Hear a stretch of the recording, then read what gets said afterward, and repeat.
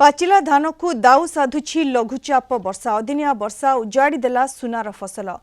केउठी पाचिला धान कटा होई बिलरे पड़िछि तो आउ केउठी खळारे भिजुछि वर्षा रे बिलरे पानी जमी रहिछि 2 दिन हैला वर्षा जारी रहितबारु चाषींकर चिंता बढ़िछि चाषींक आखिरे लुह भरिछि पनिपरिबा फसल पई मध्य वर्षा विपद सृष्टि करिछि अदिनिया वर्षा बालेश्वर भद्रक कलाहांडी कोरापुट जगतसिंहपुर रायगड़ा पर्यंत सबुठी समान अवस्था रायगड़ा जिले में अदिनिया वर्षा चाषी निद हजे देछि लगान वर्षा जोगु अमल होई खळारे पड़िथिबा धान को नहीं चिंतारे चाषी लघुचाप जनित वर्षा जोगु धान बिकिबा पूर्वरु खळारे भिजिबारे लागिछि जिल्ला रे चलित वर्ष 41,000 हेक्टर चाष जमी रे धान चाष होईछि हेले गत 17 तारिखरु रायगड़ा जिल्ला रे मंडी खोलिथिले भी मिलर धान नेउनांती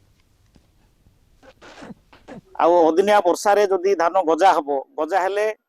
सेटा धान मंडी रे बिक्री हबो नाही मंडी वाला नबो नाही सरकार रो एवं मिल वाला मानकर कोन डील हेछि काई के लेट करूछन्ते आमे जानिनु किंतु आमे लॉस हैला परे निहाती भाव रे हमको अभाव देखा देला परे आमे निश्चित भाव रे हंतसंत करी केई एमती भी परिवार अछंती के तो एमती आत्महत्या भी करि पारंती जदि आत्महत्या कला सेति पई जिला प्रशासन ही दायी रहिबो 4 मास कष्ट पड़ी धान अमल करने चेष्टा कर मिलर को मंडी रे बिकिया बोल चेष्टा करता किंतु जिला प्रशासन एवं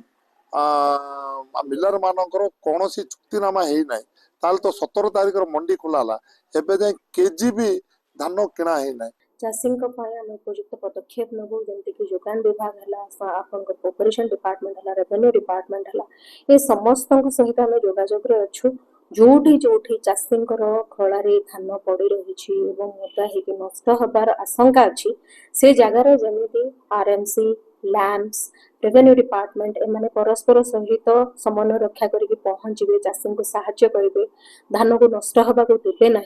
से आम निर्देश देचु आम जोगाजोग भी अच्छु।